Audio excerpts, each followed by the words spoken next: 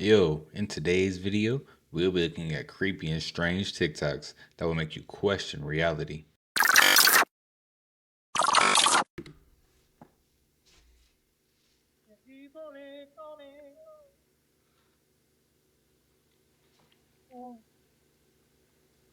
That look like some stuff off of anime.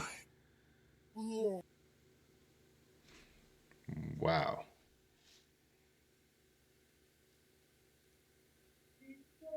Let's look at that in slow motion.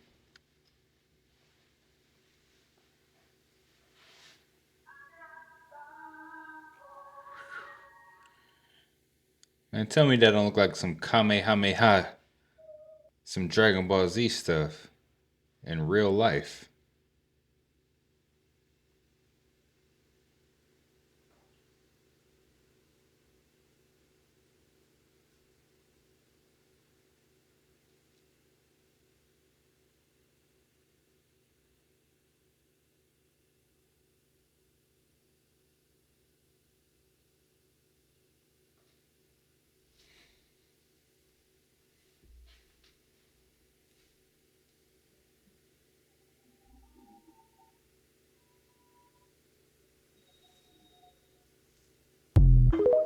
There's a lot of strange stuff going on in the world. Y'all ever heard of hunting parties? Listen to what she's got to No. say and keep an open mind. At the hunting parties, they would they'd have all these expendable children outside in the woods, and usually they have holding grounds, like a tunnel system or something underground where they hold the kids in cages until the time of the hunt. And the hunt usually happens later, once it's dark outside. And so what they'll do is they kind of they'll kind of make a parameter, which is pretty large, of these woods, and they'll station the different elite people around the perimeter. And then when they give the go, they release the kids, and the kids are told just to run, to hide. And that's when the elite will go through the woods and start hunting for them. When they catch them, a lot of times they will first sexually abuse them, and then they'll kill them. So not everybody will get killed in that situation. If they don't, then they're used for other hunts. But there were kids that I saw who Sound like Hunger Games.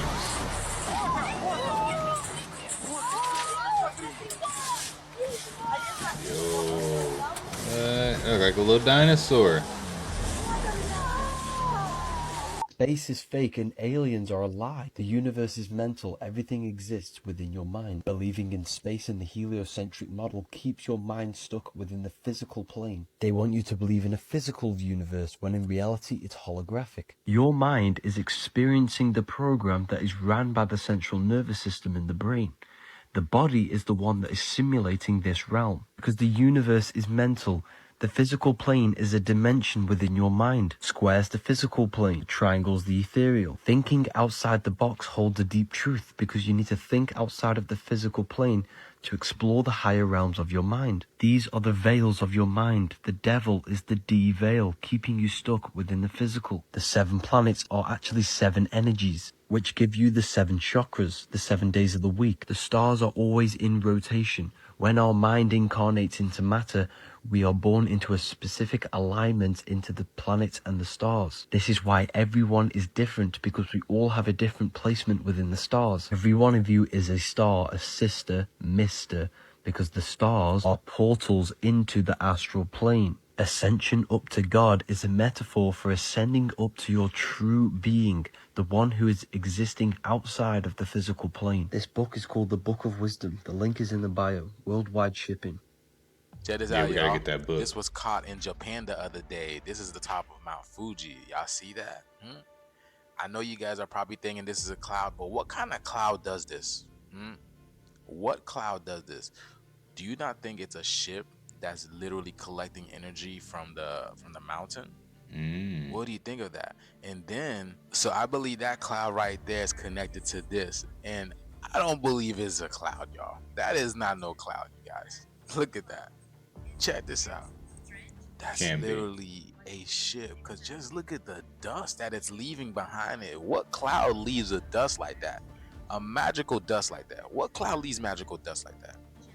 But yes, 2024 is revealing so much, you guys. Check this out. You see? So I believe that's what that cloud was. And I believe that's what the cloud was. I believe it was gathering up energy right here like it's doing over here, circulating the energy and then getting its way on out of here. So what do you guys think about that video, y'all? 2024 is so interesting and it's going to get a lot more interesting, y'all. So let me know what you guys think down in the comments below. Do you think are these two related? Because again, that was Mount Fuji, and if you look at that video, you can see the mountains in the background, y'all. See that?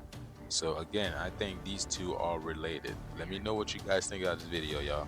Like, comment, and share for more videos like this. Thank you for tuning to my frequency.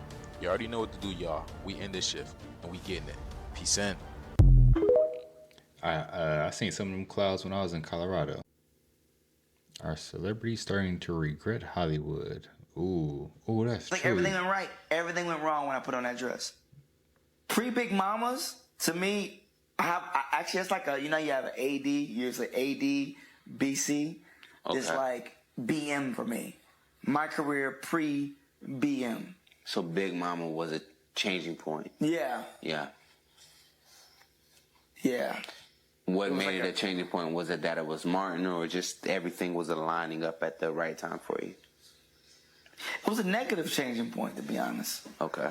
Positive in a way where the perception of my image was on every bus, but my personal life was in shambles in that time. It was horrible. You want to expound on that? What do you mean? Like, If I was a stand-up at the time, season like I am now, I could tell the story. And that's the issue. Is like, how are you able to tell your story? The most elegant way, saying in an eloquent way.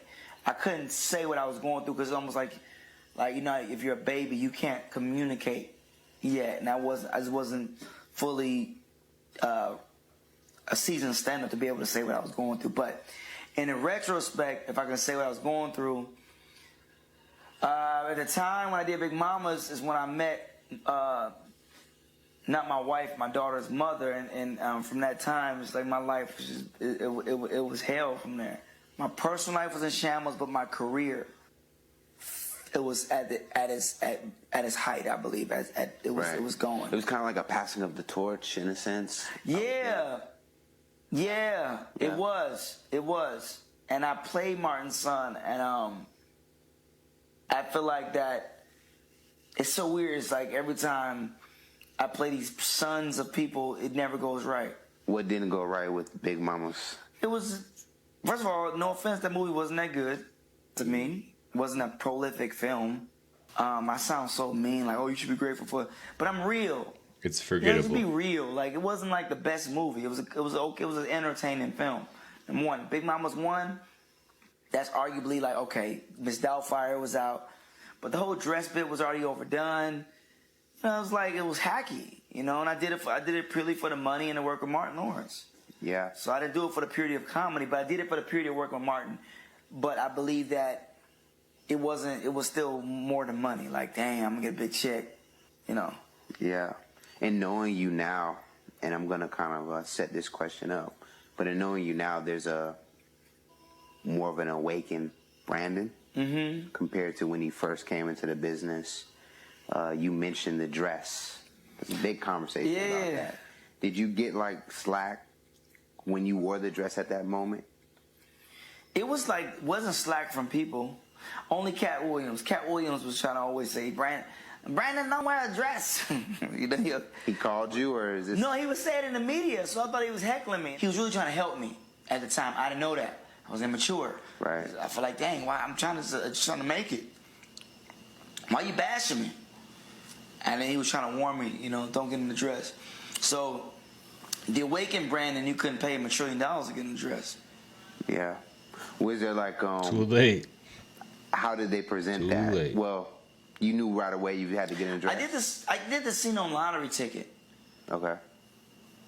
That scene on Lottery Ticket. After that, they were pushing his dress on me. It was something about that scene that touched a lot of people, and I think I was too real. I think they did the same thing like to Tupac. When they you too real, they start looking at you like, hold on, how'd this slip past us? Who's this guy? You know what I mean? And then it's like, you know what? Yeah, he might be a kid. Just put him in a dress. What do you think the dress is about? Is it to tone us down, to tone that realness down? I think the dress, personally, is a thing that is not in our culture to do. And I think everybody will want to put their culture on us. No, not to hate your culture or your God. Mm-hmm. If your God say you can put on a dress and your culture is normal for you, that you have the right as a human to choose that. But me, for my God and my culture, my ancient culture, we didn't do stuff like that. Yeah. So I was cursed by it. I believe it was a curse that went with that personally, because nothing went right since then. That's truthful. No one can tell me, hey man, you thinking too much, man. Sit down, man. Everything went wrong. Just like everything went right. Everything went wrong when I put on that dress. I'm telling you, I lived it. Yeah. Is there any like even with Martin, things went wrong when he did it too, because Martin is very anointed. Martin is a very strong man. And Dave Chappelle said that too. He says things about that too. And something, if you look at Martin's Arsenio Hall interviews, you look at him now, something's changed. You know? Mm-hmm. Yeah, well, Martin, I thought the same thing. I noticed that too. It's not a shot, but something's changed. No, he definitely had like a lot of fire behind a lot of energy. He's gotten similar to me. He's gotten older, but I don't think he's gotten that old. Eddie Murphy's old. He still has a fire to him too. I don't think it's an age thing. Yeah. I mean, my dad has a fire. He's almost. You think maybe it was more the business that kind of it took so much out of him? Honestly, I think it's a spiritual thing, but everyone has their own journey. Mm-hmm. I can't say what it is. I don't know. I think, for me, I can only speak for my journey. Once I put the dress on and I had that fire was put out. Yeah. And I only did it one time. So imagine doing it 3 times, 4 times. But then Tyler Perry did it. He got stronger. I don't know the rules. You know what I'm saying? This is what happened to me. I'm not here to knock another brother because that's their path. Yeah. That's one thing I don't do is knock my brothers because that's their path. But I'm saying my path, when I put on a dress, it came with a demon baby mama and a starter kit for hell. That's what happened to me. You haven't seen me since, to be honest. But then I feel stronger, though. The latest predictions from The Simpsons for 2024 are genuinely eerie. This one is absolutely disturbing. In season 24, episode 9, Homer Simpson is preparing a bunker fully stocked with provisions for his family, anticipating something dreadful on the horizon. Shortly after, a solar superstorm strikes Springfield, a silent, invisible tempest sweeping through the town, causing severe consequences. This catastrophic event leads to a complete shutdown. No internet, no electricity, everything comes to a standstill. A solar superstorm could wipe out the internet for weeks or even months or even forever. The portrayal of a solar superstorm in the episode aligns with the potential real-world impact such an event could have. Interestingly, NASA has recently made a shocking discovery, a massive hole in the sun called the Coronal Hole. This hole, large enough to engulf 60 Earth-sized planets, is currently releasing solar storms at a staggering speed of 1.8 million miles per hour, and could be headed to Earth fast. The last time the Earth experienced such a storm was in 1859. It was known as the Carrington Event. The 2024 solar storm is predicted to be 60 times more powerful than the 1859 solar storm, possibly the strongest ever recorded in history. Such solar storms can have catastrophic effects on Earth, affecting satellite power grids, GPS, and potentially wiping out hard drives and the entire internet permanently. Might take decades for us to recover. It's only a matter of time. In here is everything we need to survive. Survive what? The looming kablooey. It's reassuring to see you're aware of the future, but this is all a little creepy. Creepy? Marge, the apocalypse is coming. Maybe not tomorrow, maybe never. But it's coming. And soon. I'm going to bed.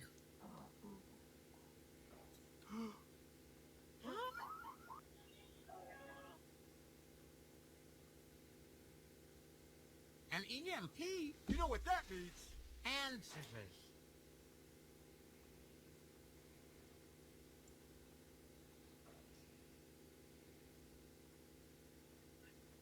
I'm hungry. Look The zombies, huh? Or if you wait. Simpsons might have predicted this.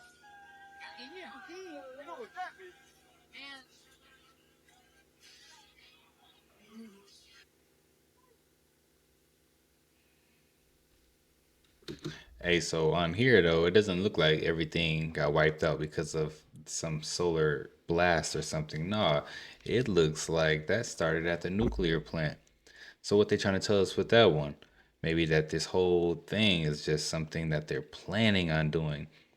And then it's crazy that they keep bringing up the Carrington event in 1859. I feel like something strange happened in 1859. I think there's like a change age, and I think that's probably what we're approaching.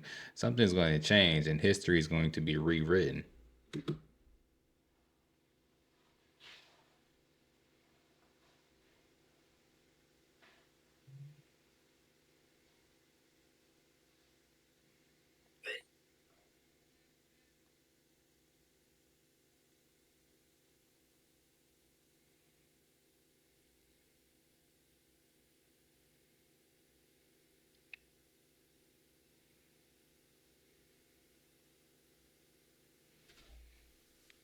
It's actually happening. Of Kauai, including an underground bunker with a concrete-filled metal door. The residents reportedly will have up to a dozen buildings with some 30 bedrooms and 30 bathrooms. The two main residences will be reportedly connected by a tunnel that leads to the underground shelter. Another feature, that's according to Wired, includes 11 tree houses connected by rope bridges that travel along the estate. The report says it will cost more than $270 million to build. There's already some controversy from indigenous people in the region who are upset about the disruption that this has caused. But this got me thinking about a book, a book that's out recently by Douglas Rushkoff. It's called Survival of the Richest. He's a professor at City University of New York. He calls this nervous billionaires building bunkers. He writes that here are the wealthiest, most powerful people I've ever met, yet they feel utterly helpless to avoid the inevitable event. You know, the climate crisis or pandemic or social unrest that leads to revolution or mass unrest that renders the world unavailable for any of us. And something big. Planning for the end of the world or something. They try to keep this something big. Why is no one questioning why Mark Zuckerberg is currently building a massive underground bunker in Hawaii? Listen carefully. It's scary. He's constructing a $100 million complex in Hawaii. The looming kablooey. It's reassuring to see you're aware of the future, but this is all a little creepy. Creepy? March, the apocalypse is coming. So yeah, man, with this whole apocalypse thing, man, it feels kind of like they're expecting it to happen. Almost as if they want it to happen. Almost as if they're going to make it happen. What are you guys going to do if there is some type of blackout, or if there is some type of thing where all of the communications get knocked out? Where are we going to go? Who we going to team with? Who we going to side with? What if there is no government? What if the government leaves? What if we are looking at a leave the world behind type of event in the near future, in 2 months? Who knows? We should start planning now. We got to remember that we're all one people though. We should stick together. Yeah, guys, these are some of the most creepy and bizarre TikToks that are out there. If you like the content, don't forget to subscribe, turn your notification bell on, and until next time, YouTube, peace.